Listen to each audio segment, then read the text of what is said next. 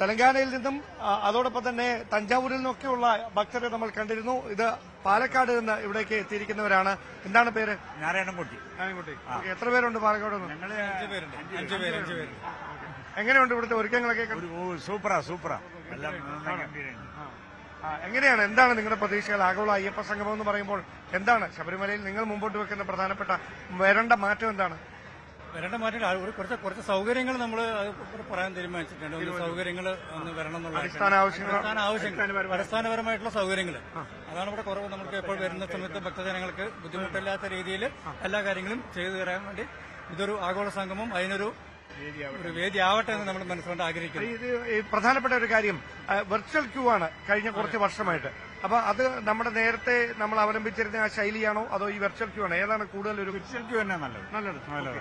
അപ്പൊ ഈ പ്രധാനമായി ഈ ഇവിടുത്തെ ഒരു വികസന പ്രശ്നങ്ങളൊക്കെ അറിയാലോ, വനത്തിന് നടുക്കാണ്.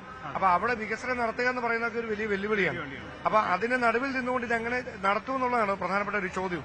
അപ്പം നിങ്ങൾക്കത് എങ്ങനെ ചെയ്തെടുക്കാൻ കഴിയുമെന്നാണ് ഒരു ഭക്തൻ അല്ലെ ഇവിടെ വരുന്ന ഒരു വിശ്വാസി എന്നുള്ള നിലയിൽ എങ്ങനെയാണ് അതിനെപ്പറ്റിയുള്ള പ്രതീക്ഷ? അല്ല, ഇപ്പൊ തന്നെ ഒരുപാട് ടെക്നോളജി ഡെവലപ്പ് ആയിട്ടുണ്ട്. ബയോ ടോയ്ലറ്റ് അങ്ങനെയുള്ള സംവിധാനങ്ങൾ ഇഷ്ടംമാരെയുണ്ട് വന്നിട്ടുണ്ടല്ലോ. അങ്ങനെയുള്ള സൗകര്യം ചെയ്താൽ തന്നെ ഒരുപാട് വ്യത്യാസം വരും. ഒരു വൃത്തിഹീനമായിട്ടുള്ള സ്ഥലങ്ങളാണ് ഇപ്പൊ മിക്ക സ്ഥലങ്ങളിലും, ശബരിമലയിൽ പ്രത്യേകിച്ച്. അപ്പൊ അങ്ങനെയുള്ള സമയത്ത് ഇങ്ങനെ ബയോ ടോയ്ലറ്റ് അങ്ങനെയുള്ള സംവിധാനങ്ങൾ വരികയാണെങ്കിൽ കൂടെ അതായത് ഈ അടിസ്ഥാന സൗകര്യ വികസനത്തിൽ പ്രാധാന്യം കൊടുക്കണം. അതാണ് മെയിൻ. അതാണോ എല്ലാവരും നമ്മളൊരു അവിടെ നിന്നുള്ള പലരുടെയും അഭിപ്രായങ്ങളൊക്കെ അതാണ്. നിങ്ങൾ എല്ലാ വർഷവും വരാറുണ്ട് ഇവിടെ? മിക്ക വർഷം വരാം. എല്ലാ വർഷവും വരാറുണ്ട്.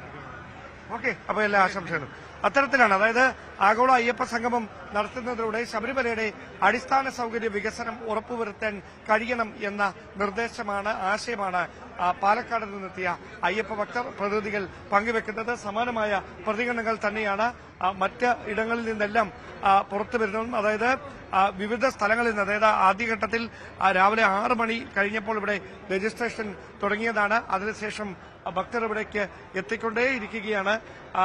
വിവിധ ജില്ലകളിൽ നിന്ന്, വിവിധ സംസ്ഥാനങ്ങളിൽ നടക്കും അയ്യപ്പ ഭക്തർ ഇവിടേക്ക് എത്തിക്കൊണ്ടിരിക്കുന്നു. നമുക്ക് അവരുടെയൊക്കെ പ്രതികരണങ്ങൾ തേടേണ്ടതുണ്ട്. എങ്ങനെയുണ്ട് ക്രമീകരണങ്ങൾ ഇവിടെ? നല്ല സംവിധാനമാണ്, നന്നായിട്ടുണ്ട്.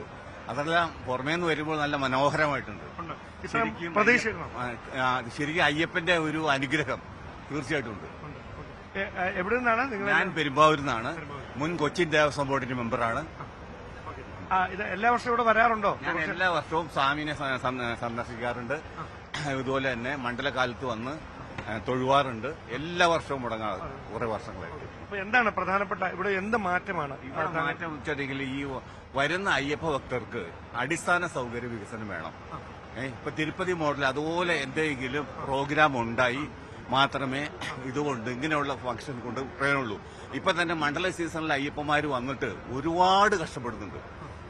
അപ്പൊ അതുകൊണ്ട് ഗവൺമെന്റും ദേവസ്വം ബോർഡും കോടതിയും ഹൈക്കോടതിയും കൂടി ഒരുമിച്ച് നിന്നുകൊണ്ട് ഭക്തജനങ്ങളുടെ താല്പര്യം മുന്നിൽ കണ്ടുകൊണ്ട് ക്രിയാത്മകമായ നിർദ്ദേശങ്ങളും ചർച്ചകളുമാണ് ഈ സംഗമം കൊണ്ട് ഉദ്ദേശിക്കുന്നത്. ഇവിടെ പ്രധാനപ്പെട്ട ഒരു വെല്ലുവിളി അറിയാമല്ലോ, എല്ലാവരും ക്ഷണിച്ചിരുന്നു. പക്ഷെ ഇവിടെ ചില രാഷ്ട്രീയമുണ്ട്, അതുമായി ബന്ധപ്പെട്ട ചർച്ചകളുണ്ട് ഒരു വശത്ത്. മറുവശത്ത് വിശ്വാസികൾ ശബരിമലയുടെ വികസനം യാഥാർത്ഥ്യമാക്കണമെന്ന ആവശ്യമായി മറുവശത്ത്. അപ്പൊ ഇതിൽ ഈ രാഷ്ട്രീയത്തിന് അതീതമായി എല്ലാവരെയും ചേർത്ത് നിർത്താൻ എന്ത് സംവിധാനത്തിലൂടെ കഴിയുമെന്നാണ് താങ്കൾ കരുതുന്നത്? ഇതിനകത്ത് ആദ്യം തീരുമാനിക്കേണ്ടത് വിശ്വാസമാണ് ശബരിമലയിൽ ഏറ്റവും പ്രധാനം. അയ്യപ്പസ്വാമിയുടെ അനുഗ്രഹം കിട്ടുവാൻ ഇവിടെ ജാതിമത ഭേദമന്യേ ക്രിസ്ത്യൻ മുസ്ലിം എന്ന് വേണ്ട സകല ജനങ്ങളും അയ്യപ്പമാര് ഇവിടെ മല കെട്ടുമ്പോൾ സ്വാമിയേ ശരണം അയ്യപ്പ, അതാണ് മുദ്രാവാക്യം, അതാണ് രാഷ്ട്രീയം, അതാണ് ഭക്തി. അദ്ദേഹം കൊച്ചി ദേവസ്വം ബോർഡ് അംഗമായിരുന്നു. അദ്ദേഹം വാക്കുകൾ വ്യക്തമായിരിക്കുന്നു. എന്നോടൊപ്പം മറ്റൊരു പ്രതിനിധി കൂടി ചേരുന്നത്. എവിടെ നിന്നാണ് വരുന്നത്? ഞാൻ അച്ചൻകൂർ ശ്രീ ധർമ്മശാസ്ത്ര ക്ഷേത്രത്തിൽ നിന്ന് വരുന്നത്. അവിടുത്തെ അഡ്മിനിസ്ട്രേറ്റീവ് കമ്മിറ്റി സെക്രട്ടറിയാണ്. വളരെ ഒരു സന്തോഷകരമായ ഒരു നിമിഷമാണ് ഞാൻ ഇതിനെ കാണുന്നത്. കാരണം ധർമ്മശാസ്ത്രവുമായി ബന്ധപ്പെട്ട് നമുക്ക് ഇങ്ങനെ വലിയൊരു മഹാസംഭവം ഇവിടെ സംഘടിപ്പിച്ച ആളുകളെ ആദ്യം ഞാൻ അഭിനന്ദിക്കുന്നു. ഇത് പണ്ടേ നടത്തേണ്ടതായിരുന്നു. എന്തായാലും നമ്മുടെ ക്ഷേത്രങ്ങളുമായി ബന്ധപ്പെട്ട് കേരള സർക്കാർ ഇത്തരത്തിലൊരു പ്രോഗ്രാം സംഘടിപ്പിച്ചതിൽ ഞങ്ങള് ക്ഷേത്രോപദേശ സമിതി ആയിരം അഭിനന്ദനങ്ങൾ അർപ്പിച്ചു. ഈ ശബരിമലയുമായി ബന്ധപ്പെട്ട് നിലനിൽക്കുന്ന അടിസ്ഥാന സൗകര്യ വികസനത്തിലടക്കം പരിമിതികൾ മറികടക്കാൻ ഇന്നത്തെ ഈ ചർച്ച വഴിവെക്കുമെന്ന് കരുതുന്നുണ്ട്. വളരെ പ്രതീക്ഷയുണ്ട്. കാരണം ഞാൻ പറഞ്ഞല്ലോ, ദേവസ്വം ബോർഡ് തന്നെ വളരെ സാമ്പത്തിക പ്രശ്നങ്ങളൊക്കെ പറയുമ്പോഴും ഇത് ഇങ്ങനെ നടപ്പിലാക്കുന്നതോടുകൂടി ധാരാളം ഫണ്ട് ഈ നമുക്ക് ദേവസ്വം ബോർഡിന് സ്വീകരിക്കാൻ കഴിയും. അതോടൊപ്പം തന്നെ ഈ ദേവസ്വം ബോർഡുമായി ബന്ധപ്പെട്ട ക്ഷേത്രങ്ങളുടെ വികസനത്തിന് കൂടുതൽ ശബരിമല അടക്കമുള്ള കാര്യങ്ങൾക്ക് പരിഹരിക്കാനൂടെ കഴിയുന്നൊരു സന്ദർഭമാണ്. തീർച്ചയായിട്ടും വളരെ നന്ദി. അതായത് അത്തരത്തിലാണ് പ്രതികരണങ്ങൾ. വളരെ പ്രതീക്ഷയോടെ നോക്കിക്കാണുന്നു ഇവിടേക്ക് എത്തിക്കൊണ്ടിരിക്കുന്ന ഓരോ പ്രതിനിധികളും. വിവിധ ജില്ലകളിൽ നിന്ന് ഞാൻ നേരത്തെ സൂചിപ്പിച്ച പോലെ കേരളത്തിനകത്തു നിന്നും പുറത്തു നിന്നുമായി നൂറുകണക്കിന് അയ്യപ്പ ഭക്തർ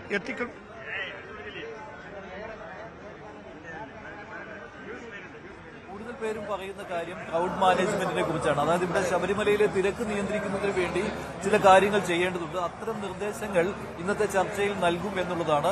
മലയാളികളാകട്ടെ മറ്റ് സംസ്ഥാനങ്ങളിൽ നിന്ന് വന്നവരാകട്ടെ ഇല്ലേ, പ്രതിനിധികൾ കൂടുതൽ പേരും പറയുന്നത് ഇക്കാര്യമാണ്. അങ്ങനെ മിക്ക പ്രതികരണങ്ങളിലും ഉയർന്നു വന്നിരിക്കുന്നത് അതാണല്ലോ അല്ലെ, ഈ ക്രൗഡ് മാനേജ്മെന്റ്, ഇവിടെ തിരക്ക് നിയന്ത്രിക്കുന്നതിന് വേണ്ടിയുള്ള ക്രമീകരണങ്ങൾ വേണം, അതേക്കുറിച്ചുള്ള ചർച്ചകൾ വേണമെന്ന് അല്ലെ. തീർച്ചയായിട്ടും. അതായത് നമ്മൾ ഒരു പരിധിവരെ നമ്മൾ അവിടെ നിന്ന് ഈ മറ്റ് സംസ്ഥാനങ്ങളിൽ എത്തിയിരിക്കുന്ന പ്രതിനിധികൾ ഉൾപ്പെടെയുള്ളവരോട് സംസാരിക്കുമ്പോൾ പ്രധാനമായിട്ട് അവിടെ ഉയർന്നു വരുന്ന ഒരു ആശയം അടിസ്ഥാന സൗകര്യ വികസനമാണ്. അവർ അതിനപ്പുറത്തേക്ക് വലിയ കാര്യങ്ങളൊന്നും ചർച്ച ചെയ്യുന്നില്ല. കാരണം ഇതൊരു കാനനമാണ്, കാനനത്തിന്റെ നടുവിലുള്ള ക്ഷേത്രമാണ് എന്ന ബോധ്യം നമ്മളെക്കാൾ കൂടുതൽ മറ്റ് സംസ്ഥാനങ്ങളിൽ നിന്ന് എത്തുന്നവർക്കുണ്ട്.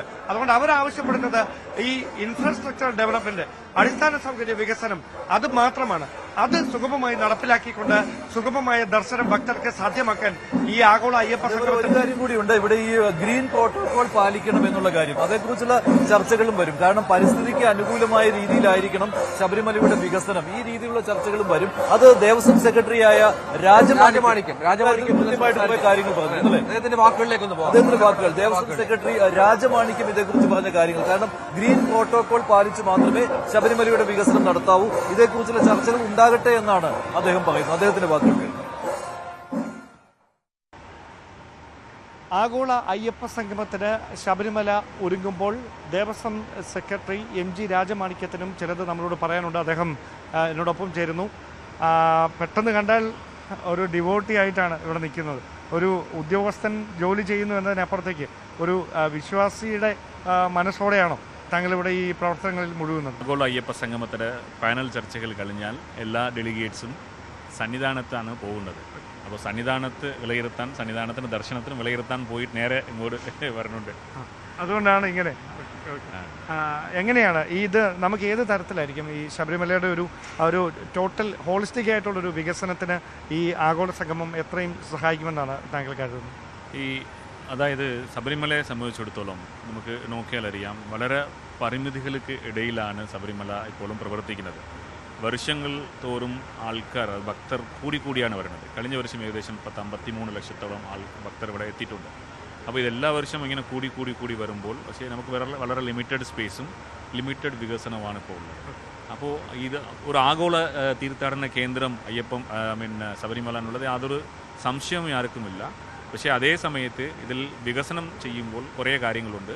ബഹുമാനപ്പെട്ട ഹൈക്കോടതിയുടെ നേതൃത്വമുണ്ട്, ഡയറക്ഷനുണ്ട്, ഫോറസ്റ്റാണ്, പെരിയാറുടെ റിസർവ് ഫോറസ്റ്റിന് സൈഡിൽ വരണം. അപ്പോൾ പരിസ്ഥിതി നോക്കണം, തീർത്ഥാടനം നോക്കണം, അപ്പോൾ എല്ലാം നോക്കണം. അതേ സമയത്ത് വികസനവും വരണം.